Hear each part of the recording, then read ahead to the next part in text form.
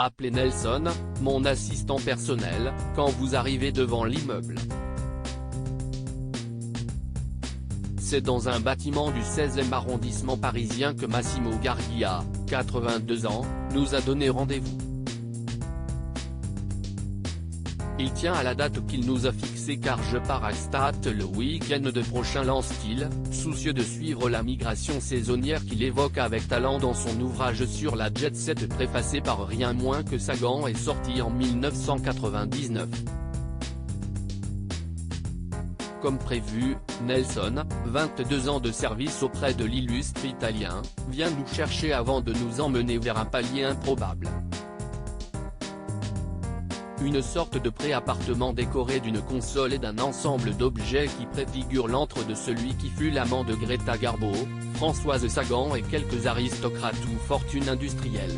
Tandis qu'aimablement Massimo roule des airs, l'idée traverse qu'en ces temps de crise écologique, il n'est plus approprié de vouloir prendre sans cesse des avions pour accroître son empreinte carbone.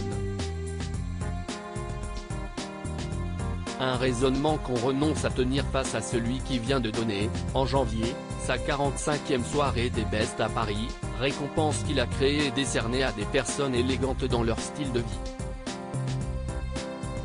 Après tout, auprès de lui, nous voici venus prendre une leçon de vie. Si Massimo, qui vécut de ses charmes de playboy, de méchantes langues diront gigolo, ne s'est mis à travailler que sur le tard, à 37 ans, on ne l'arrête désormais plus.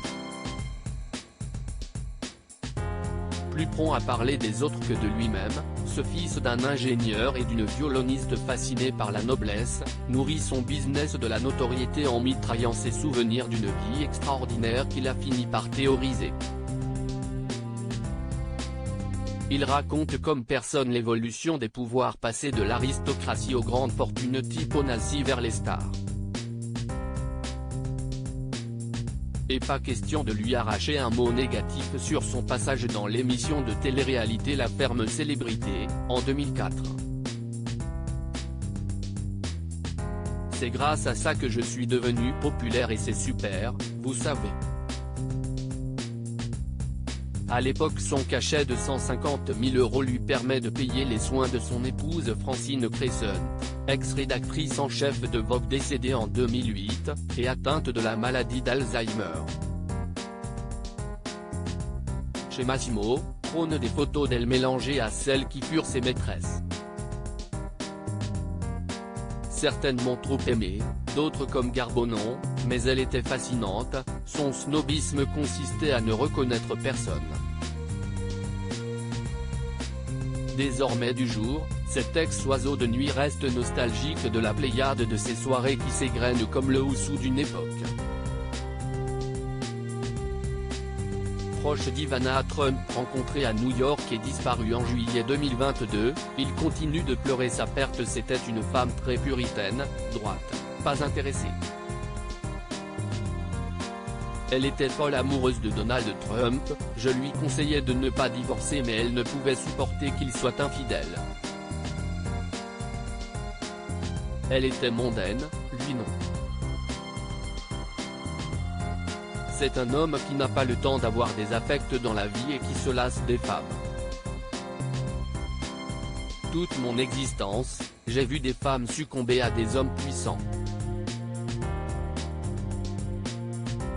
Ce ne sont pas les plus gentils. Gianni Agnelli, note de la rédaction, le copropriétaire et dirigeant du groupe Fiat, était méchant mais le pouvoir le rendait séduisant. Il m'avait dit que je ne saurais jamais rien faire de ma vie et me disait que le mieux que je pourrais faire serait de coucher avec sa sœur. Je l'ai fait. De Sagan, il reste admiratif. C'était une intellectuelle qui méprisait Jackie Onassi par exemple, elle la trouvait d'une stupidité abyssale. Je me souviens l'avoir entendu dire, la seule chose qui me fascine chez elle, c'est son intérêt pour l'argent. Interrogé sur son homosexualité tardive évoquée en 2014 dans un livre Coming Out, l'homme s'étonne de ce tour du destin qui fit vaciller ses certitudes.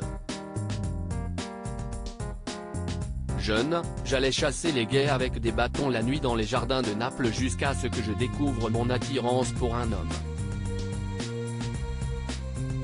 Pendant 2 ou 3 jours, je n'ai pas dormi tellement j'étais bouleversé et puis j'ai vécu l'amour. J'aimais les machos.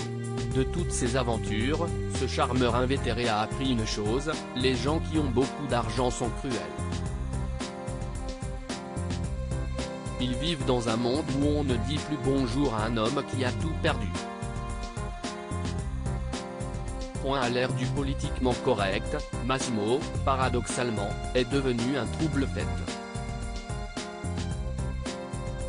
Il lance: je trouve que les prostituées sont plus intéressantes que les femmes sérieuses. On devrait les protéger, c'est un métier intéressant et utile. Sans attendre notre réponse, il change d'idée et nous confie: alors qu'on le quitte, j'ai eu jusqu'à 7 appartements en même temps, je n'en ai plus que 2, à Paris et à Rome. J'ai tout dépensé. Cet article est à retrouver dans GalaN degré 1560 disponible dans les kiosques le jeudi 4 mai 2023. Crédit photo, Benjamin Decoing.